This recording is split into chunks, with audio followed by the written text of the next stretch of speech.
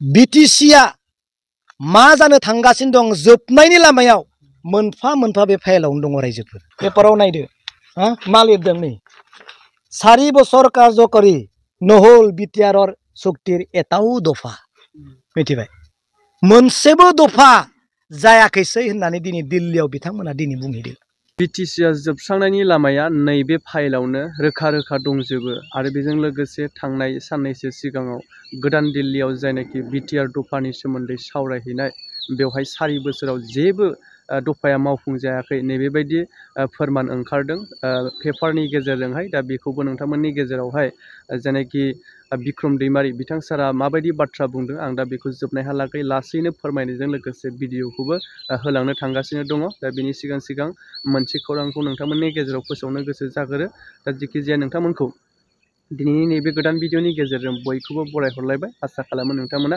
भिडिअखौ स्किप खालामाजासे जोबजासे नायलांगोन आरो लोगोसे जायफोरा इन्टारेस्टेड मोनो नैबेबायदि भिडिअखौ नायनो अब्ला प्लिज सापर्ट खालामनानै होनो हागोन थ' मैयानि समावहाय आं नोंथांमोननि गेजेराव मोनसे भिडिअ लाबोदोंमोन जे राजखान्थियारि खोथा जाय बिपिएफ दोलोनिफ्राय फुरा पृथ्वीराज नारायण देबखौनो होमारबाय नामा बिथांखौनो बिजाथि खालामसिगोन नामा नैबेबायदि बाथ्रा सोंथियावहाय गोबाङानो बिथांखौ साबजानाय मोनाखै आरो बेजों लोगोसे बांसिनानो खाम्फा बरगयारि बिथां सारखौ डिमान्ड खालामनायखौ नुनो मोननाय जादों एक्सुअलि जाथि हिसाबै जातिनि हारिनि मानसिखौनो नागिरखागोन जों बर'फोरा नैबे बेलायावहायबो जेनाखि जायखि देरहाया मानो जोङो बर' जाति हिसाबै बर'नि केन्डिडेट बा बर' बिजाथिखौनो लुबैनाय बयनिबो गोसोआव दङ नैबे बाथ्राखौ कमेन्टनि गेजेरजों गोबाङानो बुंहरदों दा बे जाहैबाय आं मैयानो हगारना होखादों जायफोरा जायखौ मोजां मोनो कमेन्टआव खालामहरनो हागोन होननानै दा बेनिफ्राय रोखा जानो हादों जास्ट जोंनि बर' हारि हिसाबै जोङो खाम्फा बरगयारि बिथां सारखौ लुबैदों आरो बेजों लोगोसे इउपिपिएलनिफ्राय दासिमबो बिजाथिया सोर जामारगोन बेखौ रोखा खालामनानै होआखै बिथांमोनाथ' दैदेनगिरिफोरा बुंनाय बायदिब्ला एम पेनेल लिस्टनि गोनांथि गैयासो होननानै बुंदों फैबाय थानाय समाव थाबैनो गोख्रों बिजाथिखौ फसंगोन नैबेबायदि बाथ्रा बुंबाय थानायखौसो नुनो मोननाय जादों दा जेखि जाया नोंथांमोना बुंहरबाय क्लियार खालामबाय दा नैबेयारि बाथ्रा बेजों लोगोसे नोंथांमोननि गेजेराव गुबै खौरांखौ फोरमायनो लादों बिक्रम दैमारी होनोब्ला नोंथांमोना बयबोआनो मिन्थिगौ बिथां सारखौहाय बिथाङा मैयानि समावहाय खौरांगिरिफोरनि सोंथि बायदियै फिननायाव होदों जे दाखालि बावैसो बिटिआर सुक्तिखौ लानानै दफाखौ लानानै गोदान दिल्लीयाव जे दानि सोरखार खुंथाय एबसु आरो माखासे आफादफोरा थांनानै जथायै सावरायहैनाय जादोंमोन दा बिथांमोननि सावरायनायनि उननिफ्रायनो बिटिआरआवहाय जायफोर दफाफोरखौ मावफुंनांगौ 4 बोसोराव जेबो जायाखै होननाय बेबायदि मोनसे पेपाराव खौरां ओंखारनायखौ लानानै बिथाङा माखासे बाथ्रा बुंदों दा बेनि दाया सोरनि हाग्रामानि ना प्रमद बर'नि नैबेबायदि बाथ्राखौ बुंदों आरो बिथाङा गोख्रों बाथ्रा बुंबावदों जे फैबाय थानाय 15-20 दिनसोनि गेजेरावहायनो माने एमपि इलेक्सना जानो थांगासिनो अब्ला नैबेबायदि थासारियावहाय अमित शाह बिथां सारखौ लोगो हमहैनानै अब्ला बिटिआर सुक्तिनि दफाफोरखौ माबोरै बे दाननि गेजेरावहाय बे समनि गेजेराव माबोरै मावफुंनो हाबावगोन मानो होनोब्ला फैबाय थानाय 15-20 दिननि गेजेरावनो इलेक्सनानो जानोसै अब्ला बिथांमोना जायफोरा दा रुलिं गभर्नमेन्टआव दङ अब्ला माबोरै बिथांमोना पावाराव थानानै बे एसेल' समखिनियाव मावफुंनो हाबावगोन नैबेबायदि सोंथिखौ बिथाङा सोंनायखौ नुनो मोननाय जादों दा बेनि गेजेरावहायनो बिथाङा जायफोरा माने नैबे खुंथाइ सरकाराव खुंगासिनो दङ दा बिथांमोननि मा गोरोन्थि मावबोदों दासिमाव बिथाङा गावनि माखासे फाइलफोराव रेकर्ड हिसाबै लानायखौ दिन्थिदों मोनफ्रोमबो दायफोरा मोनफ्रोमबो रेकर्डनि भुलफोरा गाव जमा खालामनानै दोननाय फाइलाव दंजोबो रोखा रोखा गनाय नङा नैबेबायदि बाथ्राखौ बिथाङा फोरमायथिनानै होदों बेफोर बाथ्राफोरखौ नोंथांमोना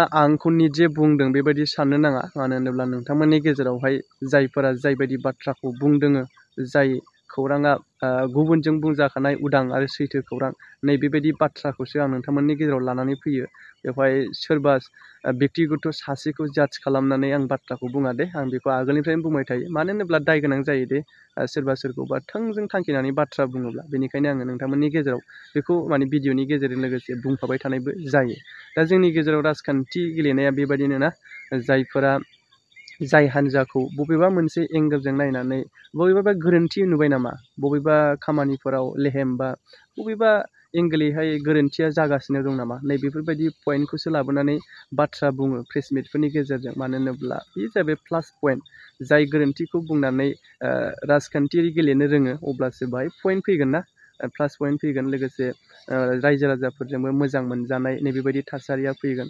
दा बेनिखायनो राजखान्थि जिथु गेलेबाय हिसाबै ना, बबे बिथिङा नोंनि दोलोनि थाखाय प्लास पइन्ट फैबाय थागोन, नैबे बिथिंखौसो नोजोर होनानै खौरांगिरिफोरनि सोंथिनि गेजेरजों बाथ्रा बुंबाय थानायखौ जोङो जोंनि दैदेनगिरिफोरखौ नुबाय थानो मोनो। दा जेखि जाया आंनि मोन्दांथिनिफ्राय एसेबां गोनो गोथो बुंबाय थायालासिनो बिथां बिक्रम दैमारि सारा मा बाथ्रा बुंखो बिथांनि खुगानिफ्रायनो खोनासंनानै लालांदो। 15-20 दिनसोनि उनावनो मानगोनां अमित शाह साराबो बे माबानिफ्राय इलेक्सन गेलेनायनिसो सम जाबाय। बिथाङा मा पावार थाबावगोन, नङा होमबा? नङा नङा। बे 15 दिननि सिगां इलेक्सन कड अफ कन्डाक्ट जानायनि सिगां दाखालि जे थांदों, बिनि नाटकखौ बेबो मिथिगौ। मा नाटक बियो, नङा होमबा? मा दं 15-20 दिननि सिगां ए क'डखौ दफाफोरखौ दिनै दफाफोरखौ जाफुङो, रायजोआ नोंसोरखौ अनसायगोन।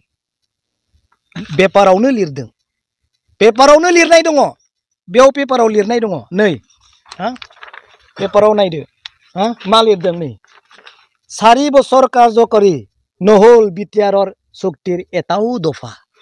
मिथिबाय? मोनसेबो दफा जायाखैसै होननानै दिनै दिल्लीयाव बिथांमोना दिनै बुंहैदों। अबा मा जागोन? बे सोरनि गोरोन्थि? हाग्रामानि ना प्रमद बर'नि? बिटिआर चुक्तिनि दफाफोरा जाफुङिया सोरनि गोरोन्थि? हाग्रामानि ना प्रमद बर'नि? दिनै बिनिखिन रायजोनि सिगाङाव आं बुंदों, नै निखोला, बे फाइलावनो गासैबो मोनफा मोनफा दंजोबो। बिटिसिआ मा जानो थांगासिनो दं, जोबनायनि लामायाव मोनफा मोनफा बे फाइलावनो दङ रायजोफोर। नोंथांमोना आं मोनफा मोनफा खिन्थिजोबगोन।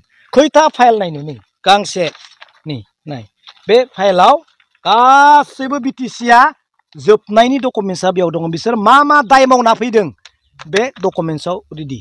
मिथिबायना? बेनिखायनो आंहा बुंनांगौ दं, बुंबाय थागोन। फैबाय थानाय समाव नोंथांमोनखौ आरो लोगो मोनबावगोन।